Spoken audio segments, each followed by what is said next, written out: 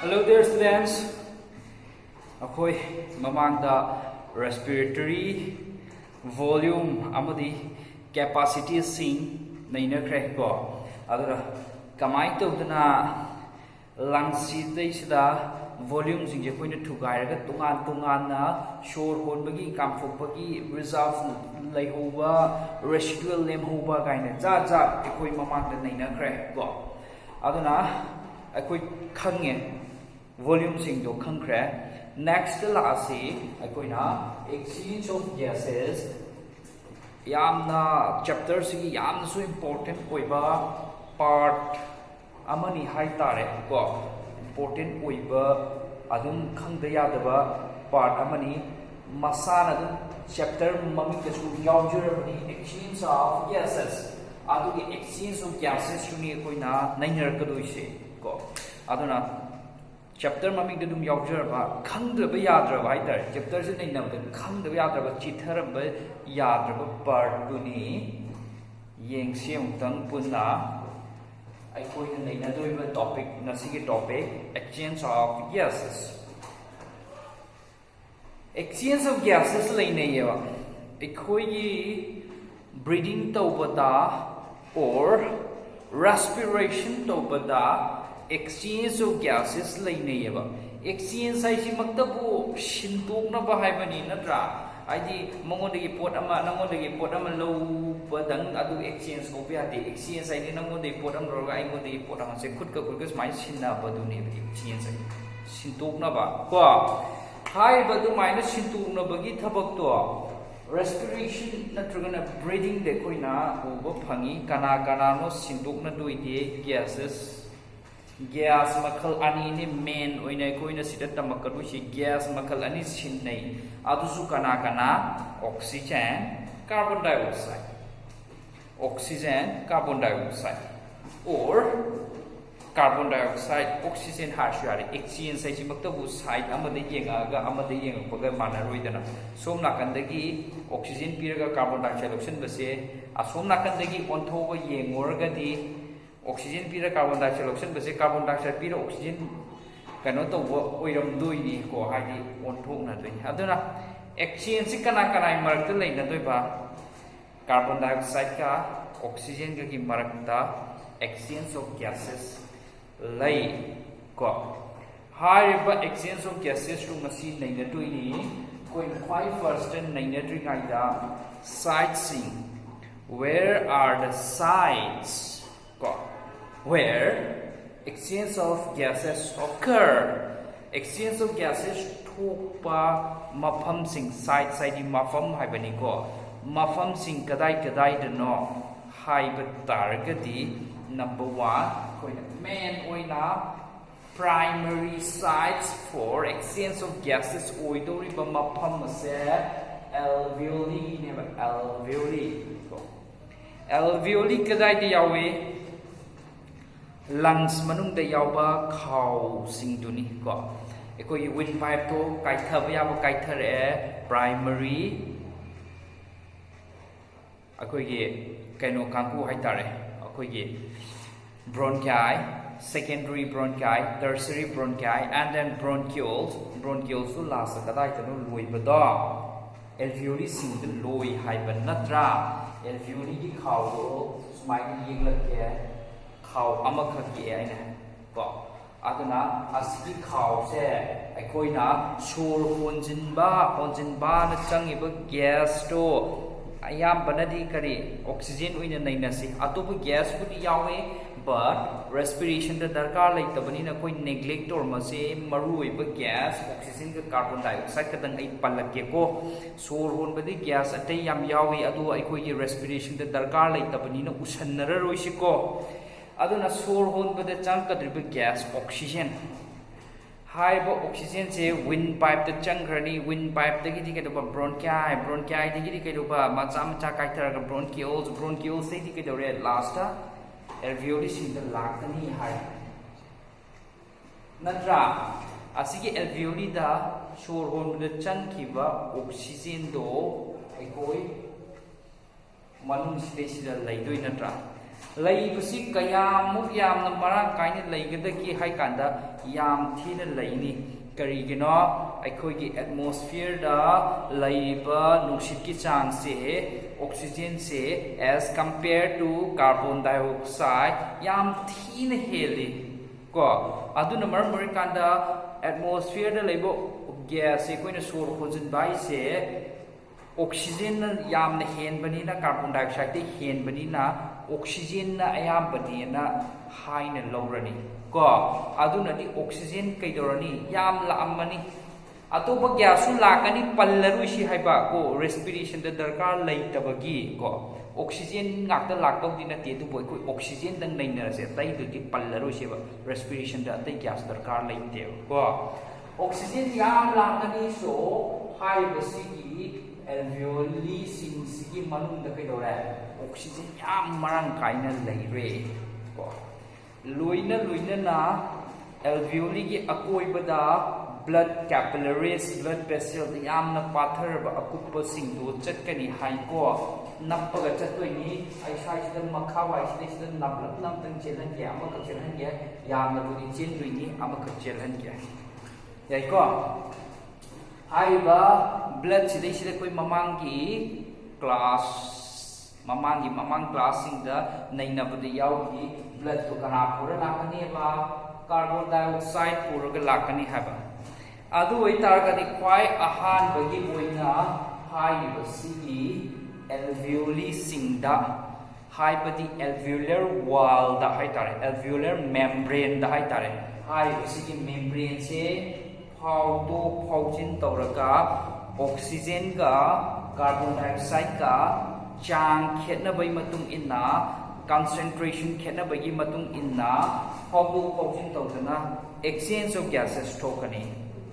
yaiko adunani number 1 primary slide score exchange of gases say alveoli haina iribase and then second subada between blood and tissues high basiki blood sina oxygen puraga satkrakanda kai doiba blood sina oxygen puraga lani oxygen su kai doba yam puraga lakani ko puraga lakanda cells singki manag yogo matamda or cell myam punsilaga leibase tissue side tissue singki manag yoga leibu matamda ko kejowe cell singse makoi factory gumba jani aikoi kaino singse glucose singse energy onthokpagi thabakse lepta bida tawdoine karige energy se koi darkar lai hingnaba honabada ko cell sing hingnaba honabada as well as ekoi jiba hingnaba honabada ko aduna kenora factory ina mane dum sungaga energy sungaga laibana maram oira kanda magi akoigi kaino sai tare darkar laiba raw material hai tare or say fuel bu haigera ko fuel the channel raw material oidori oxygen si ke do mana sum lotion doine lotion la kanda ke do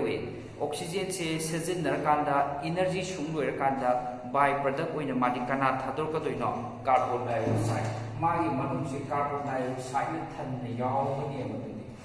tawroidra adoi tardi ke dora sida su concentration ke oiba khetna ba laire ko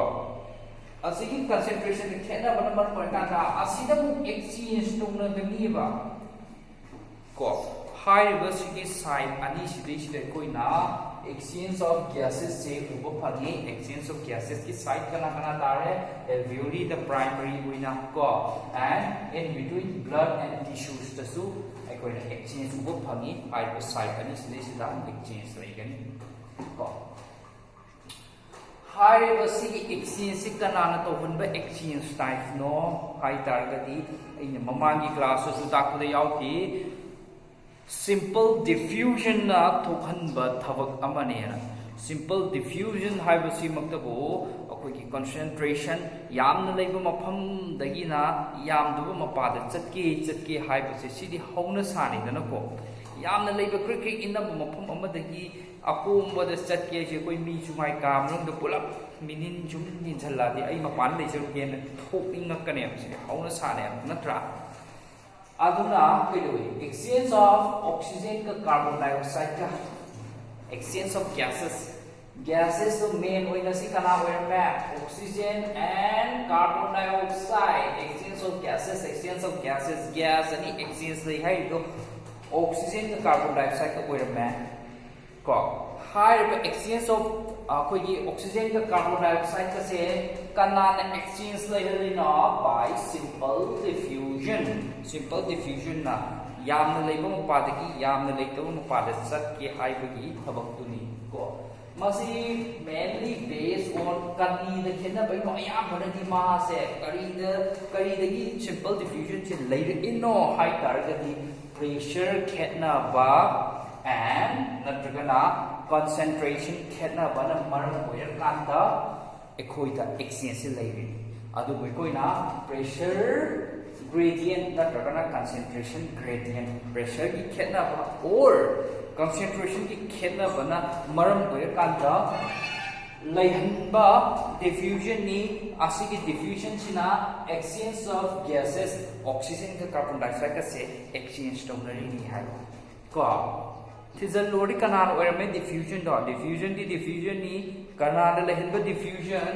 pressure natragana concentration khena bana laihanba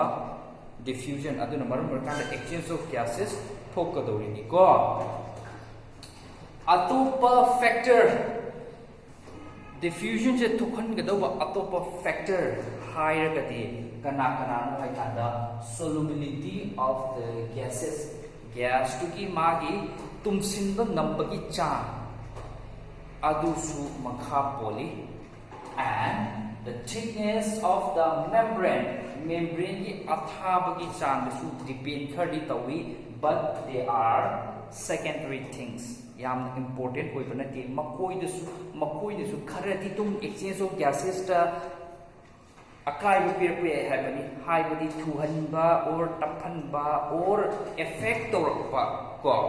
makoi na tum torpa yai habani adubu main oiba exchange of gases kana toli hai targadi pressure concentration gradient atopa factors in mamon the khara effect torpa yaba higher na solubility of the gases thickness of the membrane solubility of the gases na combine affect the river solubility of the gases na combine affect the river high targadi blood se si mahi na tro blood hai se hoi manung da body cell yawi cell sing di yawi adubo cell ngakta mapang ngakta yaw magati mapang oiba pot oirambasu yai mahi langana joro chiliba blood vessel da chiliba pot amani ase koina loi khangnarabani mahi natro mamonda akoi gi isingi chang yam wangam moidro wangam gani ko mahi oina chiliba pot ase isingi chang wangam moidro wangni ko as well as akoina thakchaliba isinga do digestion tau loiraga absorption da mana ising duna pushal la e duga blood vessel da tension ki haiba natro ising blood vessel da tension ki haiba su koi khangaba natro adu itadi blood da ising yawi se yare ko blood da ising yawi haiba si yarabani na kedore dissolve tawbadi yaroidra aina mamangda haiki isingda oxygen singse dissolve tawraga laye isingda oxygen layena ko dissolve tawbadi yaroidra yarakani ko adugi du kona laksi yani habadu di khansi kayam yadoino kamai to bunu haidu kona laksi yani ko duti adu itaragati gas ti kyano koina naina do is makal che ani kana oxygen carbon dioxide adu di ani si karam bane hena dissolve tawna tawwa ngammi angam badu ina tawki hairoidro ngamdaba koi yamna ngamdaba kangku du ma nang tawkanu ka hairoidro ko ai di angam ba kangku no ina toxin kini asigumbagi factor asigumba gi kaino singsina factor singsina affect tꯧꯔꯛꯑꯦꯕ diffusionꯗ ꯀꯣ ꯍꯥꯏꯕꯗꯤ ꯁꯤꯗꯩꯁꯤꯗ ꯑꯣꯛꯁꯤꯖꯦꯟꯗ ꯇꯨꯝ ꯍꯦꯟꯅ ꯉꯝꯗꯣꯏꯔꯥ carbon dioxide ꯍꯦꯟꯅ ꯉꯝꯗꯣꯏꯔꯥ ꯉꯝꯕꯗꯨꯒꯤ ꯃꯇꯨꯡ ꯏꯟꯅ ꯕ꯭ꯂꯗꯇ ꯀꯅꯥ ꯇꯨꯝꯕ ꯑꯣꯏꯔꯛꯀꯗꯒꯦ ꯑꯅꯤ ꯆꯞ ꯃꯥꯟꯅꯅ ꯂꯩꯕ ꯃꯇꯝꯗ ꯀꯔꯝꯕ ꯑꯣꯏꯅ ꯇꯨꯝꯒꯗꯒꯦ ꯏꯁꯤꯡꯒ ꯄꯥꯝꯅꯕꯁꯤ ꯀꯅꯥꯅꯣ ꯕ꯭ꯂꯗꯀ ꯄꯥꯝꯅꯕꯁꯤ ꯀꯅꯥꯅꯣ ꯀ ꯍꯥꯏꯕ ꯑꯩꯈꯣꯏꯒꯤ ꯁꯣꯂꯨꯕꯤꯂꯤꯇꯤꯁꯦ ꯑꯁꯤꯅ ꯑꯦꯐꯦꯛ ꯈꯔ ꯇꯧꯔꯛꯄ ꯉꯝꯅꯤꯀꯣ and thickness of membrane dasu membrane sigi thaba pabagi changi matung inna exchange ki magi rate ka do lep poidro yamna thaba pabagi changi matung inna gas jatna dori phawdo phawdin adugi chang ga do thickness tuna lep oidro asumna lepe ko adubu हाइबा अनी सिदी कशु यामना मकोई effect पुदी खरदी तवी यामना मेन ओइने एक्सचेंज ऑफ गैसेस थोकहल्ले सिदी कनाना नो हाइ तारगदि कोइना प्रेशर और कंसंट्रेशन ग्रेडियंट सिना थोकहनबनेबको अदु इतारगदि एकोइ प्रेशर ना कमाइ तौदना थोकहल्लिनो हाइबदो अमुक्तन येंगसेबको एकोइ एक्सचेंज ऑफ गैसेस से मेन ओइना कनाना तौहल्ली हाइ तारगदि प्रेशर ग्रेडियंट को और कंसंट्रेशन ग्रेडियंट हाइबदि प्रेशर खेतनबगी मतुंग इन्ना तौहल्ले हाइबसी खंगनबनिना हौजिक लासे पार्शियल प्रेशर हाइदना प्रेशर अमा लई असिगी प्रेशर से करिनो हाइरगदि एकोइना gas mayam ama leiba matamda mixture of gases gas makhal mayam leiba matamda magi gas type do aduna pirakpa magi tungan do pressure leijai adugi magi gas kangrupna pirakpa pressure du ko ikoina partial pressure hairaga khangai maming masadagi khange partial haidi part khara gi oiba ko pressure part khara gi oiba pressure gas pulap tu na pi bana taba makoi group tangna mixture of gases lei matamda say for example oxygen carbon dioxide nitrogen ko sumaina leiba matamda oxygen chu makoi dangi oiba pressure pirakpa carbon dioxide chu makoi dangi oiba pressure pirakpa adugumba lanai makoi dangi pressure du koina partial pressure high definition da pressure contributor ko magi saruk thang tor ba haibani mana pirak pai bani by an individual gas or akakna ba gas makhal amakhna in a mixture of gases leiba matamda akaknaba individual gas na magi pressure magi uiba mathandagi uiba pressure adu koina partial pressure haiga khanai adu oitaragadi respiration da saruk yadoriba gas se aikoina khange kana no aina atai myam amadi atmospheric air da atmosphere da yaw taraga su nainaroi si makoi respiration da saruk yadabani na haipo aduna kedore maru oina yaw doise exchange of gases to tawgadaba gas ani carbon dioxide ka oxygen ka gas ani sini koina naina doise haiba gas se makoi gi oiba lanai pizarpa partial pressure lairoi daro laini ko atmosphere da sida atmospheric air da oxygen chu yauribani carbon dioxide chu yauribani koina sor ko to pada tholiba carbon dioxide che swai da til khara da orsu yaurum moitrani til laga yaurumani natrati ma khudak tai ne kon to ma kai chatoiba ko khara ti dum yaurum gani lalakani lanthor kani adu oitarga su makoi partial pressure makoi ngai na pi pressure laini oxygen makai su makoi oiba pressure laini adu no respiratory gases ani khaki aikoi na khangkat laga ithoe sida laire ko aikoi na partial pressure of oxygen se aikoi na asambida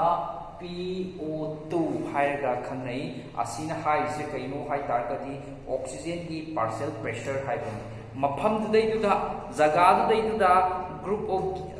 akoi mixture of gases marak tudai duda oxygen khakna pirakpa adugumba partial pressure dun aikoina PO2 hairaga khangna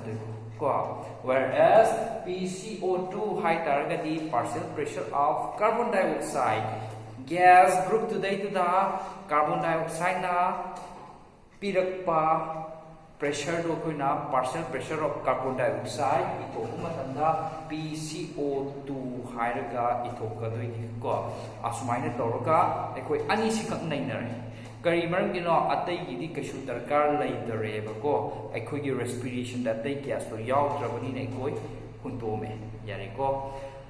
pressure high simak to boy koi na khange mercury da ole ko mercury ki karak pagi cham tu ki matung in nai koi na lepi so in mmHg millimeter ke am karak ke mercury ki level da high na ka pagi cham koi na sumna ole ko magi kano se cham se unit se ko adu itar kadi partial pressure of oxygen kaino partial pressure kaino khangye partial pressure of oxygen kamaina denon to we khangye partial pressure of carbon dioxide kaino khangye high level se jaga jaga khuding makta magi mana piba tungan na piram moikra for example atmospheric air sidasu carbon dioxide na piba changa oxygen na piba changa magi leiram moidra du de lanai bizar ko pressure leiram moidra leiram gani ko adu ki pressure sing do respiration da changa da jaga kharagi aikoina partial pressure sing do ithoe kana gi respiratory gases respiration da sau yaga da gases oxygen and carbon dioxide khakki respiratory gas respiration the so yagadaba gas atai gas ki koi khana ningai mathok ta de koi respiration tambani kana no oxygen carbon dioxide koi ithoe ko pira iba singsina partial pressure singduni at karai da leiba atmospheric air da leiba oxygen ki partial pressure do kaya no 159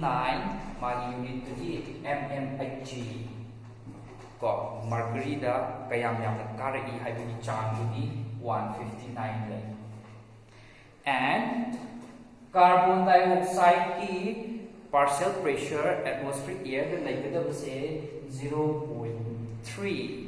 ko asi laibam ju to kayino harga atmosphere sida mayam na loi khangna lei khangnai madudi oxygen ki chang wangi shor honjanba matamda oxygen ki chang wangna yawani na oxygen ki chang wangna yawani na oxygen ne namna changkani adubu carbon dioxide chungchang tabra haibadi natte ko shor honjanba da carbon dioxide chungchang ti haiba lan kani ko aikoina kontokriba si khara do su chai ra yawram moidro kitadang worsu chang oidro changkani adubu plants karikra bacteria singna keduba algae singna makoi do carbon dioxide do lokshin khraga oxygen oina sungtorapana oxygen na namna laidori bani yai ko aduna di oxygen na namna lai haibasi khangye atmosphere sidaisida adu itardi oxygen na namna lai taragadi oxygen na hena akanba pressure pir oidro oxygen khaktana pirapa pressure do wang oidro oxygen yam leibanina aduga carbon dioxide na khitang leibanina carbon dioxide khitang na pirapa pressure do yamna nemoidra makho yamna leidabanina aduna ni ekoina atmospheric air da partial pressure of oxygen ji yam wang leirabisi and partial pressure of equity carbon dioxide yam name lermisi asi yaiko whereas akogi source khonjalakba matamda atmospheric air budi pusalaini pusanba matamda kaidawi alveoli singdadi masagi manungda residual volume single lay high kiko phana aina kamthokrasu residual volume lay high kiko and expiratory reserve volume ju season na dabida thamba reserve volume ni high kiko adu itargadi aina hon chana do china tidal volume da ni ko tidal volume da hon jalapa matamda asigi atmospheric air se lotion jaba taraga su hana residual volume amadi aigi expiratory reserve volume ki volume do laibani na hana gi gas yaujare khoi lungs yaujai ko do di volume do lairambani na residual volume ki jaga expiratory reserve volume ki jaga da gas sing hana dagi laijarambani aina honjan doi di kaino only tidal volume adu honjala kanda alveoli manungda laiba se masi atmospheric air to manararoi hana gi masagi gas yaujabani na atmospheric air dum changaga mix tawkradoi ni natra adu da lairamba chang ko partial pressure do kaya no hairagadi oxygen ki na 104 ni and carbon dioxide ki na 40 ni carbon dioxide khitang wange kari maram ki no carbon dioxide chi puraga ekoi gi alveoli sida thadurako oibani na khitang wangamme ko asi amukta da koina loimak tingai carbon dioxide je puthok su ngamdabani na tidal volume da sum sanabani na shwai sida carbon dioxide naisal laga laibagi khudam duni phangi do aduna aina oxygen na chang nam na chingjal tar su pura loi chingjan dabani na khitang ka tidal volume da sanabani na asai se carbon dioxide wangammi ni mix sakrakanda atmospheric air ga punsanar kanda alveoli manung single laigada bado 104 oxygen ki na partial pressure do ko aduga carbon dioxide ki na 40 but still kanana wangi oxygen na wangi carbon dioxide ki kedawi nim carbon dioxide ki nimi oxygen na wangi ko adu itaragadi haiba alveoli manung sida kanagi partial pressure na wangi oxygen ki partial pressure na wangi oxygen na pirakpa pressure se yamna wangi ko asikhang alveoli manung singda oxygen na pirakpa pressure singse yamna wangi aduga carbon dioxide ni makoi ni pirakpa pressure se name blood ta karamba blood deoxygenated blood haisi maktabu aikoi body part mayam dagi sin thungna collect tawraga lungs da lakadorini for oxygenation loading of oxygen hapchen da lakoiba ko aduna carbon dioxide puba blood tu ni deoxygenated blood oxygen yaudaba blood haise madu lae karai da lae lungs da lakoi kai do ba lae ba oxygen low ba loading of oxygen load toxin ba or oxygenation oxygen hapchen ba lae adugi lae ba blood vessel do asine na lawrasi alveoli da lakai na tra lungs da lakba che kanada laktuino alveoli da laktuino lae hai sigi deoxygenated blood ta laigada ba partial pressure ki changdi kaya no oxygen ki 40 carbon dioxide ki 45 madi deoxygenated blood ni na mayam dagi carbon dioxide khumaga lakba oibani na carbon dioxide si yambani na magi pressure du su wangoidro wangi aduna maram oirakanda carbon dioxide no wangaga oxygen na hantaraga lae yarabra sida carbon dioxide ki partial pressure do wange ani badudi khanda rosi awang budang yengnarasi ko adu itari kedore somdana partial pressure of oxygen haibadi alveoli manungdana khaw manungdana partial pressure of oxygen je aroi bi tha wangba aduga blood vessel karamba blood vessel deoxygenated blood korpa atugba blood vessel dudana blood dudana kedoba partial pressure of carbon dioxide sina oina wangba ꯑꯗꯨ ꯑꯣꯏꯇꯥꯔꯗꯤ pressure ꯑꯋꯥꯡꯕꯗꯒꯤ ꯑꯅꯦꯝꯕꯗ ꯆꯠꯅꯗꯣꯏ ꯅꯠꯇ꯭ꯔꯣ ꯗꯤꯐ꯭ꯌꯨꯖꯟꯗꯣ ꯄ꯭ꯔꯦꯁꯔꯅ ꯊꯣꯛꯍꯜꯂꯤ ꯍꯥꯏꯈꯤꯗꯅ ꯑꯗꯨꯅ ꯃꯔꯝ ꯑꯣꯏꯔꯀꯥꯟꯗ ꯀꯩꯗꯧꯔꯦ ꯍꯥꯏꯔꯤꯕ ꯑꯣꯛꯁꯤꯖꯦꯟꯁꯤ ꯀꯗꯥꯏ ꯆꯠꯂꯅꯤ ꯕ꯭ꯂꯗꯇ ꯍꯥꯏꯔꯤꯕ ꯀꯥꯔꯕꯣꯟ ꯗꯥꯏꯑꯣꯛꯁꯥꯏꯗꯁꯤ ꯀꯗꯥꯏ ꯆꯠꯂꯅꯤ ꯑꯦꯜꯚꯤꯑꯣꯂꯤꯗ ꯀꯣ ꯑꯁꯨꯃꯥꯏꯅ ꯄ꯭ꯔꯦꯁꯔ ꯈꯦꯠꯅꯕꯒꯤ ꯃꯇꯨꯡ ꯏꯟꯅ ꯆꯠꯂꯦꯕ ꯑꯁꯤꯗ ꯂꯩꯕ ꯀꯥꯔꯕꯣꯟ ꯗꯥꯏꯑꯣꯛꯁꯥꯏꯗꯀꯤ ꯆꯥꯡꯗꯣ ꯅꯦꯝꯃꯤ ꯑꯦꯜꯚꯤꯑꯣꯂꯤ ꯃꯅꯨꯡꯗ ꯑꯣꯛꯁꯤꯖꯦꯟꯅ ꯋꯥꯡꯉꯤ ꯋꯥꯡꯕꯗꯨꯅ ꯑꯅꯦꯝꯕ ꯃꯐꯝꯗ ꯆꯦꯟꯁꯤꯜꯂꯛꯑꯦ ꯁꯣꯝꯗꯅ ꯀꯩꯗꯧꯔꯦ ꯀꯥꯔꯕꯣꯟ ꯗꯥꯏꯑꯣꯛꯁꯥꯏꯗꯅ ꯑꯔꯣꯏꯕꯤ ꯊꯥꯗꯅ वांगे सोमदना अरोइबी थादना नेमे चेंसले को असुमाइना प्रेशर ग्रेडियंट प्रेशर खेतनबगी मतुंग इन्ना पार्शियल प्रेशर खेतनबगी मतुंग इन्ना एक्सचेंज ऑफ गैसेस तौबो ओइरमे स्वाइबो कोई खंग हौरे वैल्यू से नैनबदगी को हाइबो वैल्यू से लाइट यावदोइने सिंदोब इ थोपन याइको हाइबा वैल्यू से लाइट यावरगा लैबदो आइना सिंदोगा इथोपनी मकोइना कैदोबा प्रेशर दो ओनथोअगा सी की प्रेशर सिंसी लैकोइने लाइटुदा इरपने प्रेशर ओन बाय से मर्करी सिजनरगा इराय लाइट याइदना को ऑक्सीजनेटेड ब्लड तदी कैदोरे आई सी की मथकी पार्ट से मुथलगे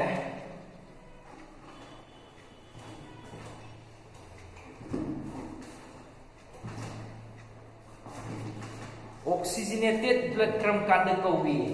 असीगी ऑक्सीजन एल्वियोली मनुंग यावो ऑक्सीजन से ब्लड द सेंसल लगतारगदी हाइबा ब्लड तो ऑक्सीजन सिंग यावरगा लानी असीगी प्रोसेस सिबु अखोइना लोडिंग ऑफ ऑक्सीजन हापचिन बहाय लोड टॉक्सिन बा का लोडिंग ऑफ ऑक्सीजन तता दहारगा मान हापचिन बदुनी तता मनिंग द मान हापगा मान हापचन बे थबु लोडिंग हाय को असिगी लोडिंग ऑफ ऑक्सीजन टॉक्सिन लबा और ऑक्सीजनेशन ऑक्सीजन हापचिन लबा अदु इतारदी मसान ऑक्सीजन सि याम याव ताबनिने को असिगी ब्लड से असिगुंबो ब्लड सिबो खोइना ऑक्सीजन यावबो ब्लड ऑक्सीजनेटेड ब्लड हाइरगा खंगनैदना हाइरबो ऑक्सीजनेटेड ब्लड सिदैसिदा याव लैगदबा मागी पार्शियल प्रेशर दुदी कयानो हाइरगदी ऑक्सीजन की 95 करिगे ऑक्सीजन जी लोय लोड लक्षलो ऑक्सीजन मरांग काइन यावरसिदी 95 एंड कार्बन डाइऑक्साइड की पार्शियल प्रेशर 40 करी मरम की 40 ओइबा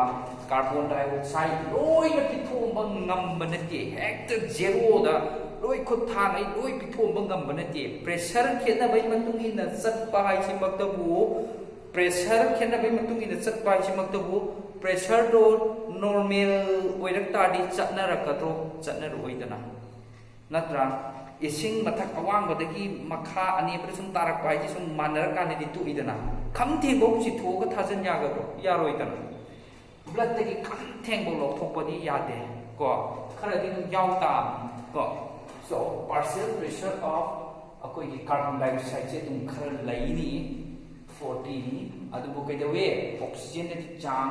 wang na yawe oxygen nam na lakpani na ko amuk yeng se try da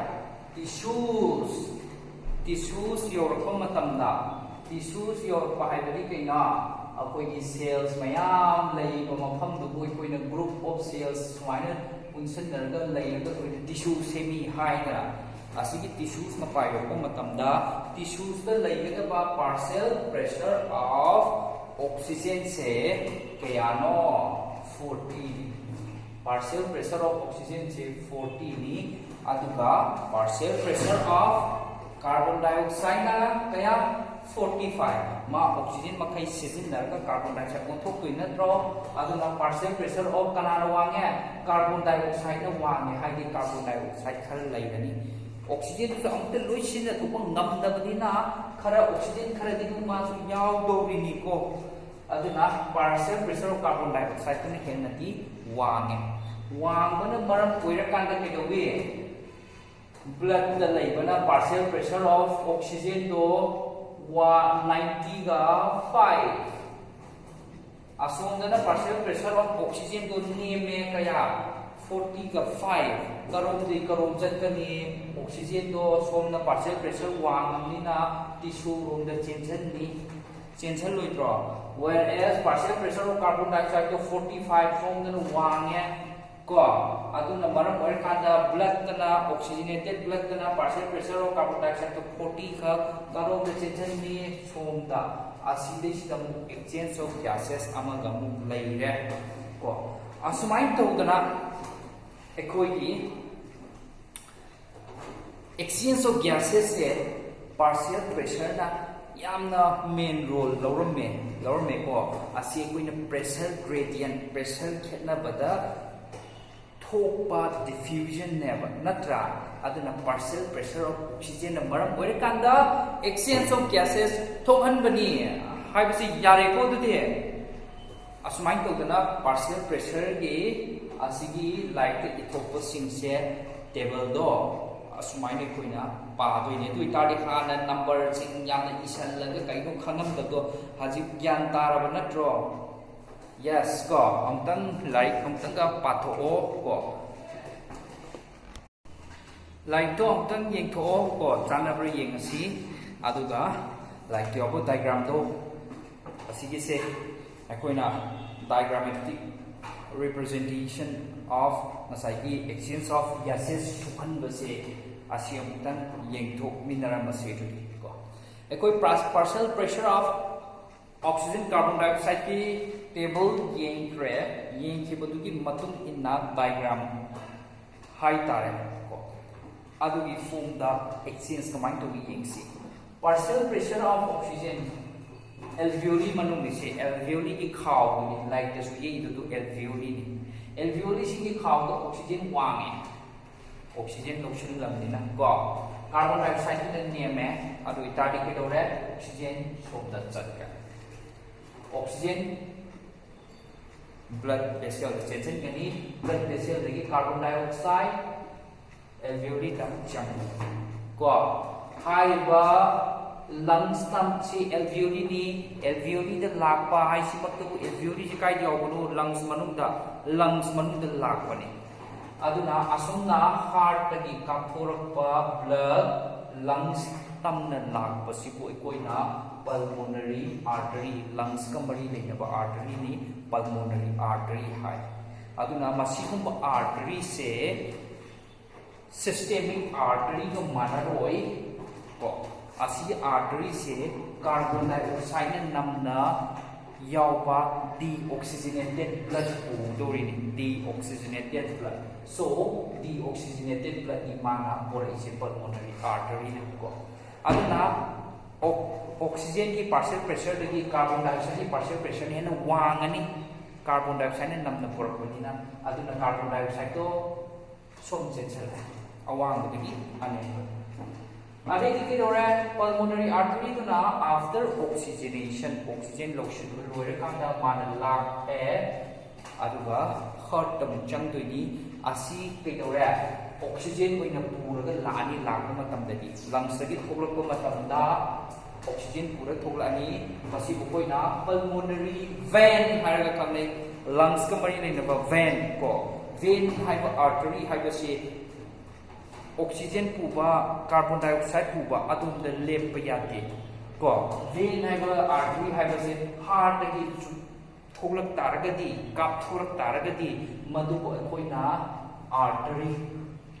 heart tam sangat taragadi madu ko koina vein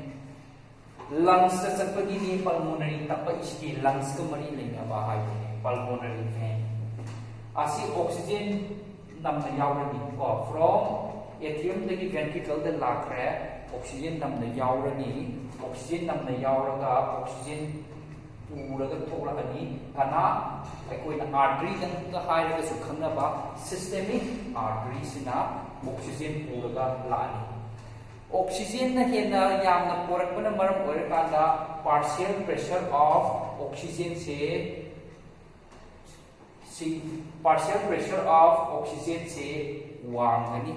ko and partial pressure of carbon dioxide se name gani oxygen na namna properly na oxygen ki pressure partial pressure of oxygen wangani aduna maram oirkani kedona tissue da oxygen change gani exchange of gases sida thore tissue dagina carbon dioxide irakani sorry aduna laka matamda vein haina kaurani ko asigumba blood vessel deoxygenated oiba blood vessels ko koina vein systemic vein ko makoi de yaw do dia carbon dioxide na ayam purga la abani na partial pressure of carbon dioxide wang ani oxygen ne mani asum to gana atrium da sankrani atrium de ventricle de gi dan kana lungs da changa sumaina circulation se tawdoi ne bako aduna partial pressure se na yamna achoba role lo lerme in exchange of gases tawba matamda ko like tong tang pathok se aduga chusan na khangi buduna hena kauganda ba oini ko ngasi gi di sidai sida loisalase